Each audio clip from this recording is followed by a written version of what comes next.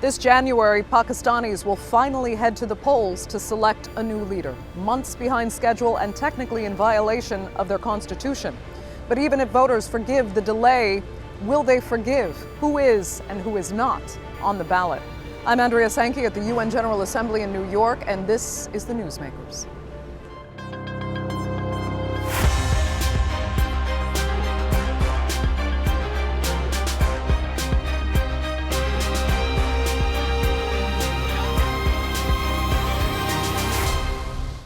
It's been 2 tumultuous years for Pakistan. Apocalyptic flooding, an economy in free fall. The ouster of former Prime Minister Imran Khan led to massive political protests and later an attempt on his life. Though relative calm has returned to the country in recent months under a caretaker government, it's unclear if that can be maintained with controversial elections coming up in January. In a few minutes, I'll speak to the caretaker Prime Minister, but first, a look at the acute challenges that Pakistan has been facing. A date for Pakistan's long-awaited elections has now been set for late January next year. The poll was officially postponed to allow for a census. But some feel the delay was more because the outgoing ruling coalition wasn't confident of victory, with political, economic and security crisis gripping the country. No one can defeat PTI now. PTI has won. Do whatever they want, put me in jail or disqualify me. You can't stop the party because the vote bank belongs to party. Last month, former Prime Minister Imran Khan was arrested and jailed on corruption charges, as well as barred from politics for 5 years. His sentence has been suspended by the High Court, but he remains behind bars as more than 100 cases have been lodged against him, including treason and violation of Official Secrets Act. Khan was ousted in April 2022 by a no-confidence vote in Parliament. His relationship with the powerful military has soared when he refused to promote their preferred leaders. After his fall from power, Khan became increasingly critical of the army and started campaigning for new elections.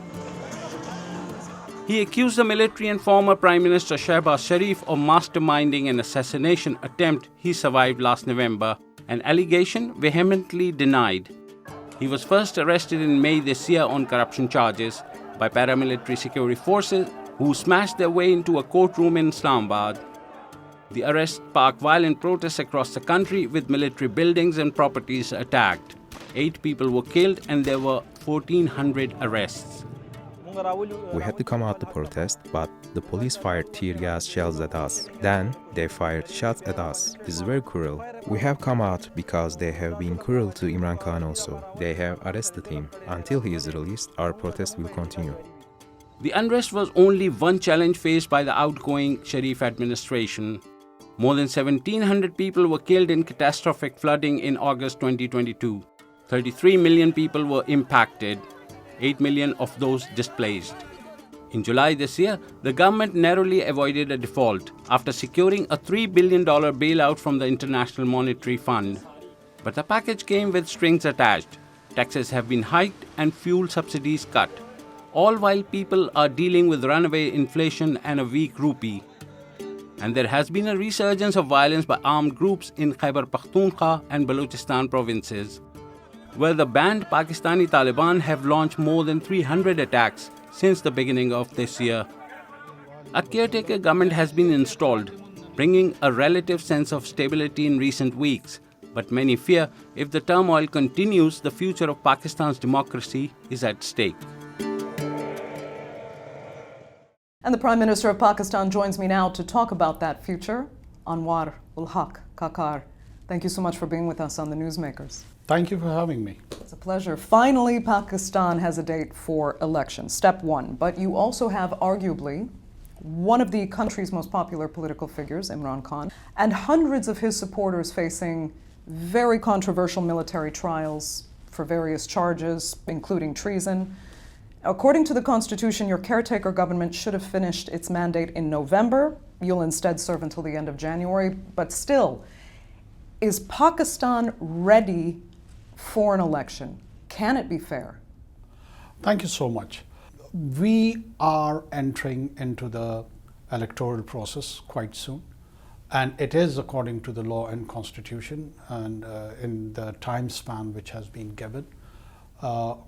Whether it would be fair or not, we should remember that Pakistan is a transitional democracy, and a transitional democracy from Eastern Europe to South America, wherever, or in Asia, wherever they are. This word transparency is interpreted and translated with a variety of degrees.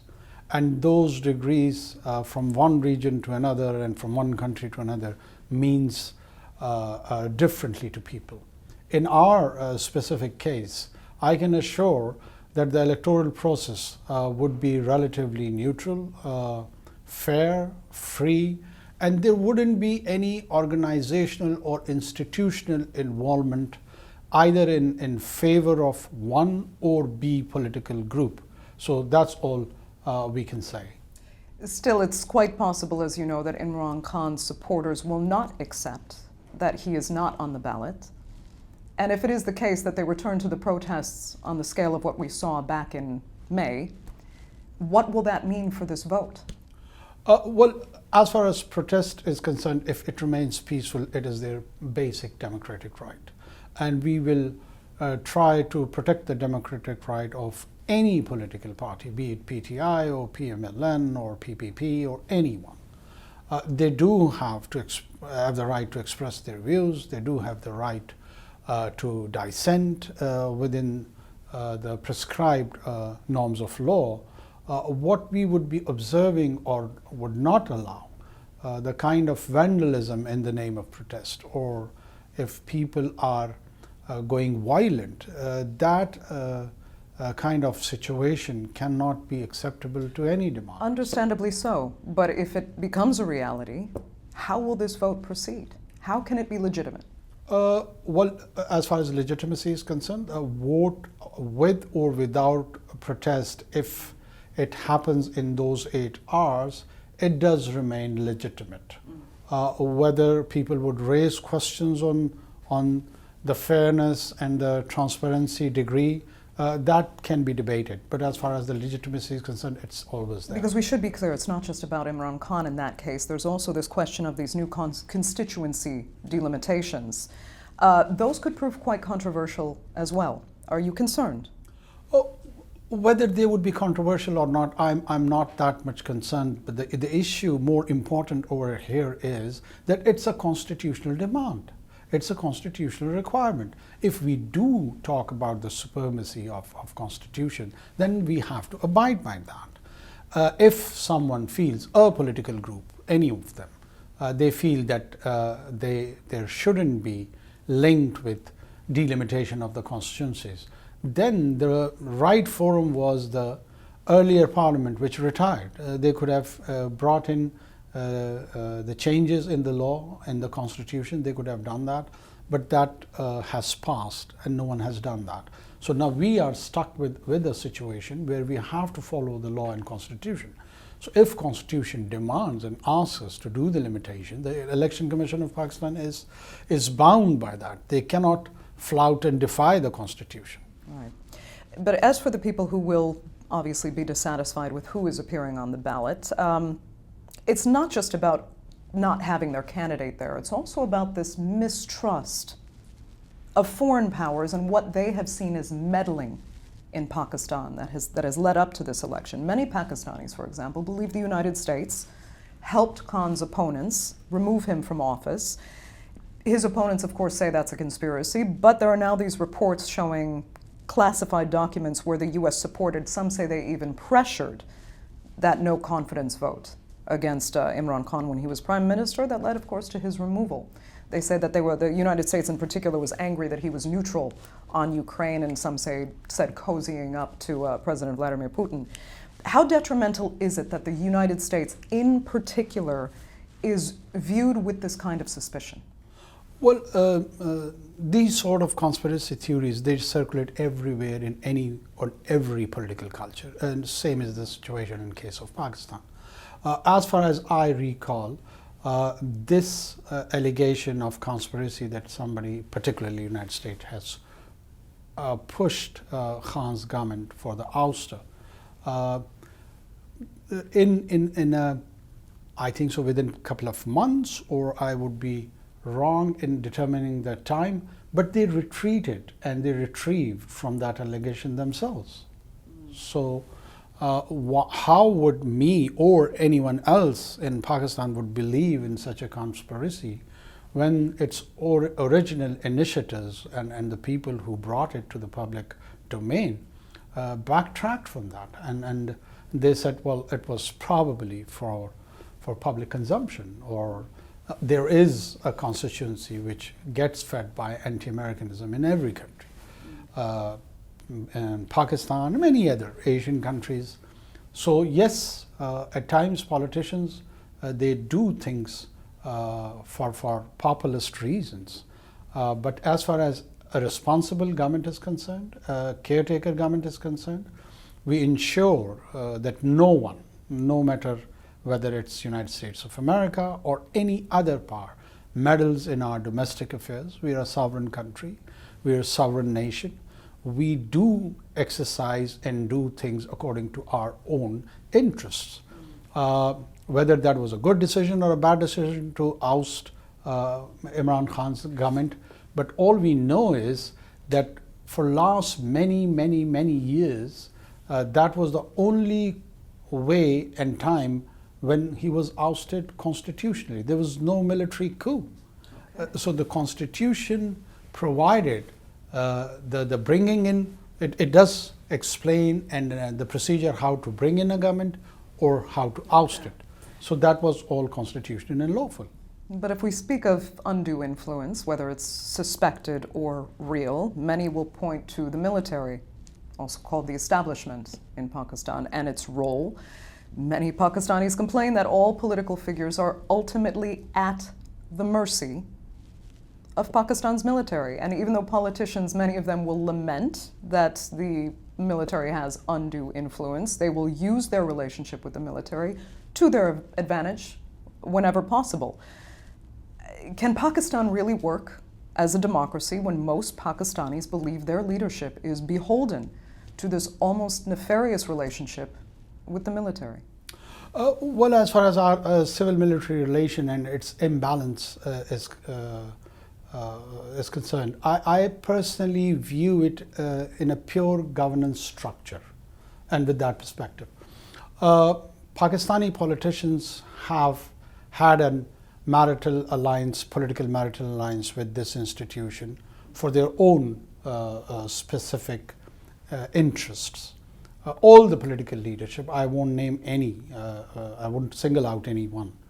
They have all sailed together with the same military to attain political power.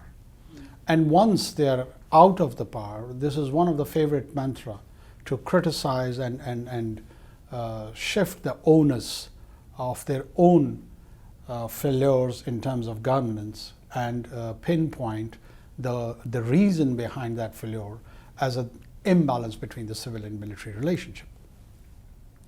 Does it exist or it doesn't? Well, of course it does. And the reason for that is that, unfortunately, in our case, the civilian institutions who are responsible for the service delivery at the behest of the government or state are performing quite poorly in last 3 to 4 decades, be it in our health services, be it our education services, be it our disaster management, be it our tax revenue collection. So when there is this poor governance challenges, the only institution which has the organizational capability left with us is military. So anyone who's leading the government has to rely on the day-to-day basis of the challenges of governance and engage them to do that delivery part.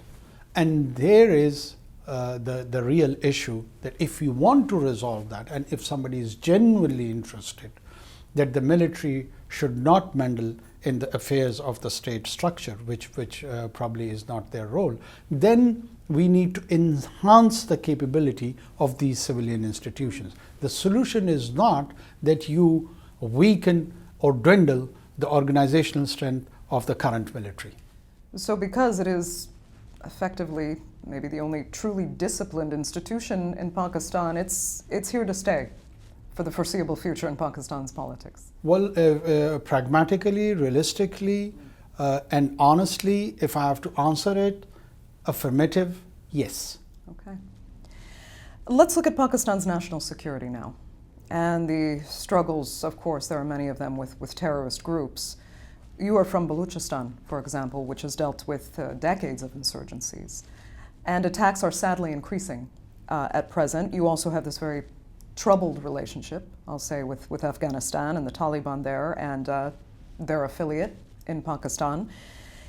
Pakistan has actually accused the Taliban of not cracking down on terrorist elements within Pakistan within Afghanistan, and then allowing, therefore, attacks to occur on Pakistani soil. Now, the Taliban says your government is actually looking for a scapegoat because you have not done enough to strengthen your own security. Has Pakistan failed? I don't think so. It is in the perspective in which this query has been raised. If I take you back for last 2 decades, US, along with its international major NATO powers, they had a presence of 2 decades, which I call a squandered opportunity after spending around $2 trillion.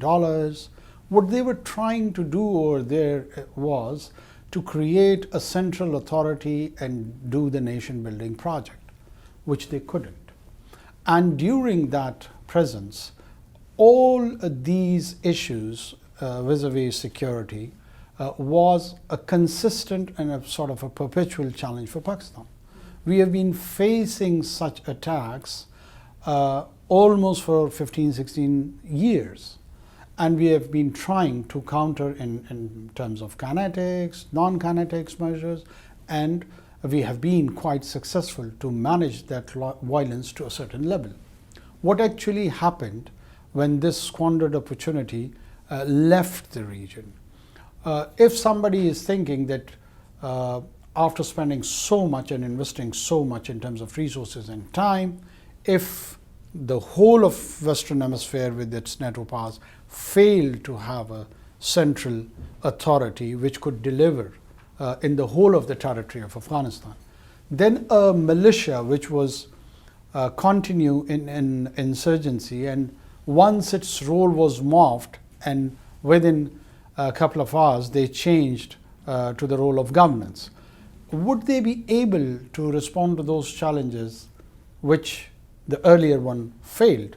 I think so. This would be a bit ambitious, unrealistic, and we do understand that we are interacting with the layers of influence, if I may call that. There is a de facto control and an authority of a group in Afghanistan.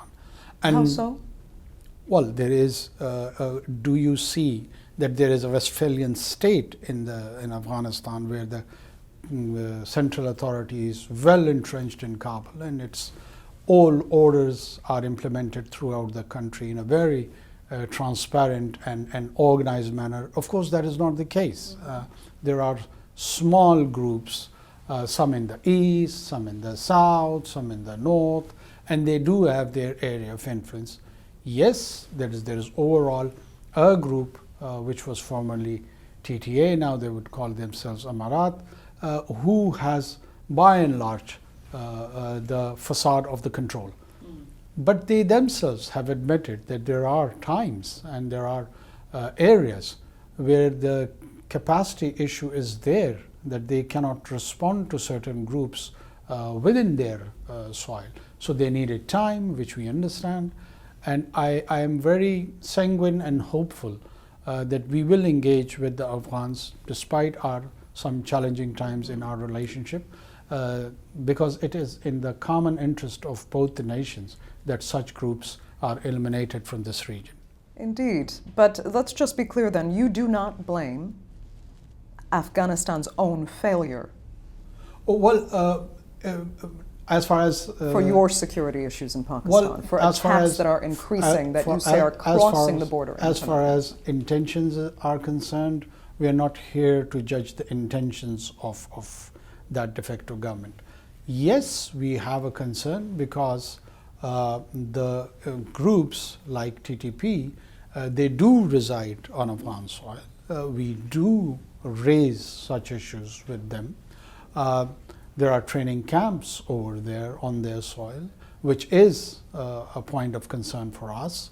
But whether it is all intentional, does it enjoy the patronage of that government, that remains to be seen. So we don't want to complicate that relationship as far as our security operations are concerned. So we're looking at that complex web and trying to draw the right conclusion and devise our security policy accordingly. Okay, understood. I mean, but there are, you know those, there are many in Pakistan who point the finger directly at Afghanistan. And in Afghanistan, I mean, before the Taliban actually took over, it was Pakistan that had insisted they had to be included in the so-called political process. But Pakistan seemed to act as if they would behave magically as one should behave in a democracy. I mean, Pakistan should have known that would never be the case. The Taliban has never had intentions to share power with anybody or to participate in a democracy in Afghanistan. Does Pakistan at all regret having supported bringing the Taliban back into a so-called political process and back into power in Kabul? I think so. It's a statement which is probably out of proportion, that Pakistan has helped bring Taliban in this political process. Taliban were actually acknowledged by United States and its allies as one of the important players in Afghanistan. After fighting them for almost 17, 18 years, spending again what I would refer to as trillions of dollars, and if they felt that they failed to manage that insurgency, they were the one who realized that there has to be some sort of negotiations with that group. And in that context, yes, the role of Pakistan was of encouragement. We were of the view that it is a group, whether you like it or you don't, you agree with them, you disagree with them, but they are an important player in Afghan society. So what do you do with that society? How do you negotiate with such groups? That was a global challenge, not an exclusive challenge for Pakistan. Pakistan was a participant, a player in this big picture. And we did give our own inputs. And I don't see and feel that we did something for which we should regret. We knew that the TTA is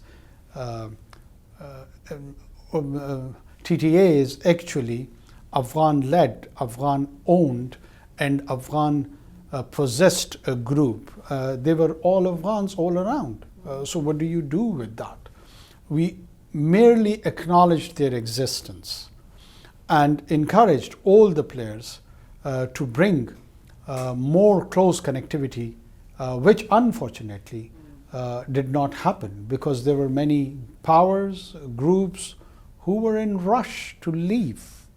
So it was for the international community who should have thought about these political settlements, creating an environment where they could have a negotiation with the varying and different parties, which, if you recall, there was a time that the earlier Afghan Republic regime and their president were even kept aloof from negotiation in Doha.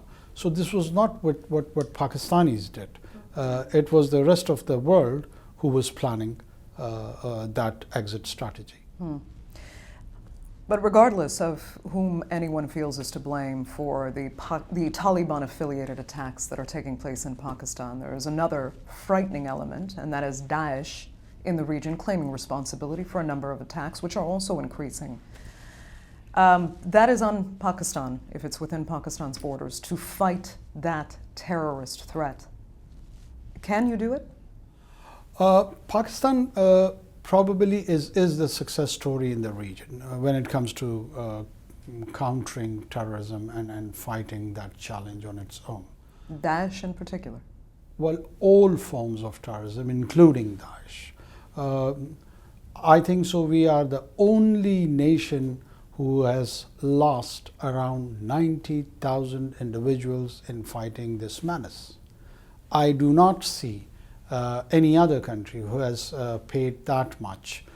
We have fought hard, but attacks are still increasing. More people are dying. Of course, insurgencies at times, they survive even for decades, 5, 6, 7. One of the principles of insurgency is longevity, that they try to survive for a long period. So the resolve of the governments to fight those insurgencies is attacked. And this is exactly what we understand. We will fight and protect our land and our people no matter how much resource it takes, no matter how much time it takes. We are there to stay. That is home. We're not going anywhere else. Okay. Let me ask you about Pakistan's relationship with India.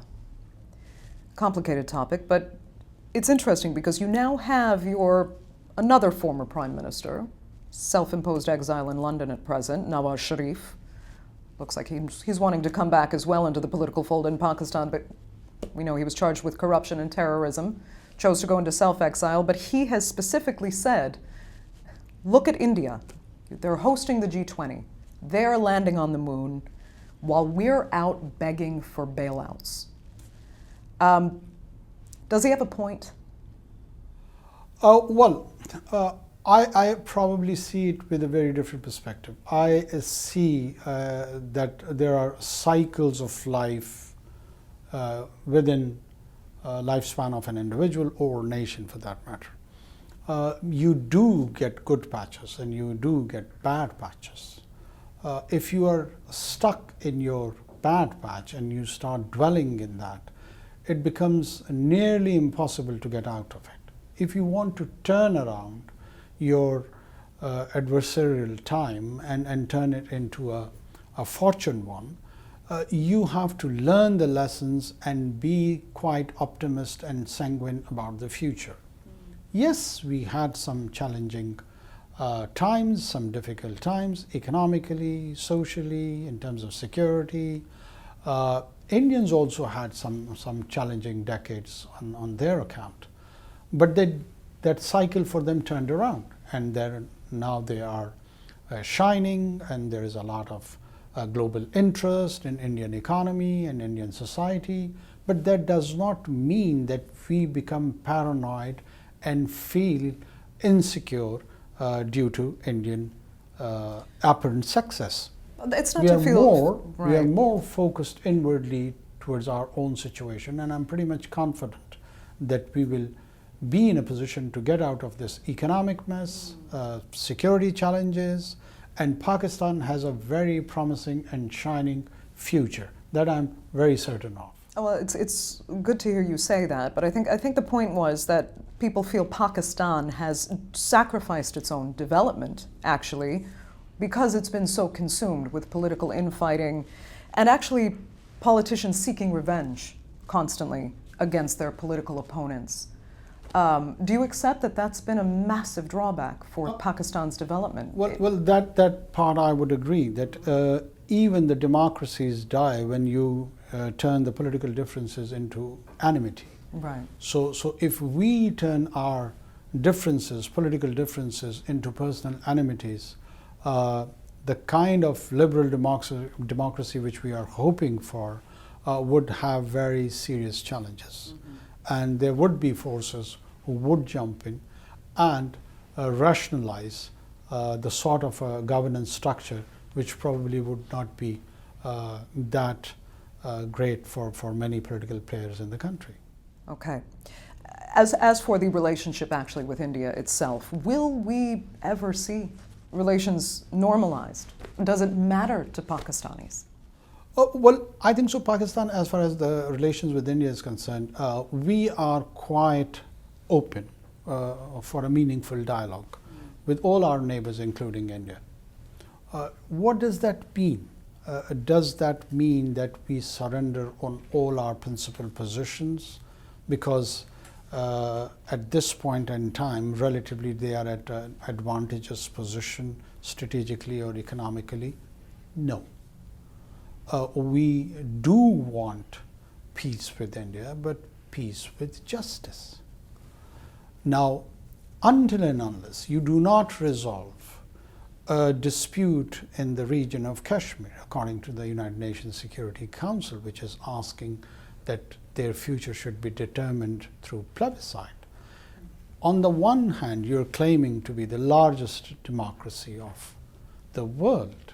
And the basic principle of democracy is that you ask the people's will through franchise, and you are denying that principle. Isn't it a dichotomy? Isn't it a question for Indian conscience, for Indian morality, for Indian polity, for Indian constitution? It has more to do with India than Pakistan. There are certain trends which we are observing within Indian Union which are quite ominous. And this emergence of Hindutva's politics, which of course has got nothing to do with Hindu religion. I mean, Hindu religion is quite well entrenched even in the lands which we call Pakistan. 10 to 15% of our Sindh's population follow that faith. We don't have anything against any faith. But a skewed political view where people are being perceived that around 500 or 600 years before, their ancestors have been coerced into a certain way of life. Now they have to revert back home and they have to be reborn as Hindus. Is a bit ambitious and dangerous both. Would it have only domestic implications? Well, of course it does. It has implications on the huge Muslim and Christian minority along with the Sikhs. But now it is spreading out, and the spillover effect is beyond the region. What happened in Canada in last 1 week is a small reflection of that thought process. Okay, but just quickly then, as for Pakistan, because you're talking about certain religious minorities, there are a number of critics right now in Pakistan and outside that would say Pakistan is doing very little, if nothing, to protect their own religious minorities. I would dispute this position. Yes, minorities are attacked on Pakistani soil also. Their places of worship. And they feel they're protected by blasphemy laws. I will respond to that. There are occasions when they are attacked. The difference I feel between us and India particularly is that the state and the government always stands with the oppressed, not with the oppressor. Recently what happened in Jallianwala, the Chief Justice of the Supreme Court, the current Chief Justice, was there to sympathize and empathize with the Christian community. The Chief of the Army Staff was with a public position and they stood with the minority, in this case Christian community, and they sided with them. I myself was there, and the church which was attacked, we renovated that church within 24 hours. So this is this is what defines Pakistan, not that minority who has attacked one of our vulnerable group.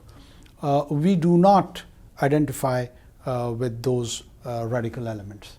The government and the state is responsible, and we are repeatedly assuring our minorities, which include all of them, Sikh minority, Hindu minority, Christian minority, that it is moral, constitutional and religious duty of all the Pakistanis to protect our vulnerable groups. So should you change blasphemy laws? Sorry? Should you change blasphemy laws? Well, blasphemy law is not for me to change. I am not a Mughal emperor. The government can push for this, though. Well, there has to be a parliament, and the parliament has to debate that. If somebody needs a decree, if they turn me into an emperor, probably I would do that. But until unless that is not the case, and definitely it's not, so then we have to wait for a parliament, and there are multiple political parties which include PTI, PMLN, PPP, JUI. They should actually debate and have a discourse, public discourse on such issues, and bring it on the floor of the parliament. And if they feel that there is a need to change the law, they should do it. But as a caretaker government, it is not for us to go because there is no legislative body. Fair enough. Final question for you. As you just said, if they turned me into an emperor, this is what I would do. So if you held that proverbial magic wand, during your last 4 months in office, what would you do? How would you fix? What would you fix? What's broken in Pakistan? I will try to cut the government expenditure and increase our revenue generation. That's your only wish? Well, that is to my improve, only because wish. the economy is extremely That is my only pressing wish. right now on the general It population. is the problem which probably is hitting a common man very hard. And it is due to these two habits of the governments, that it is spending more and earning little. Okay, but you're pleased with, at least, I'm assuming, with the IMF bailout, or does this just put Pakistan in greater trouble further down the line? Well, IMF bailout plan, when you are in a situation when you need a bailout, so you wouldn't be pleased with your situation, so I wouldn't term it in that way. But yes, it's an opportunity for us to focus that how our economic behavior is influencing the life of a common man in Pakistan, and we have to be firm and determined that what sort of future course economically we have to take. And I am quite positive that this current stint of ours, no matter how short it is, we will try our level best to provide a blueprint for the future mandated government who can take some benefit of that and stay the course and deliver on economic front to the people of Pakistan. Prime Minister Haq Kakar, thank you so much Thank for you being for with having us on me. the Newsmakers. Great to have you. Thank you for having me.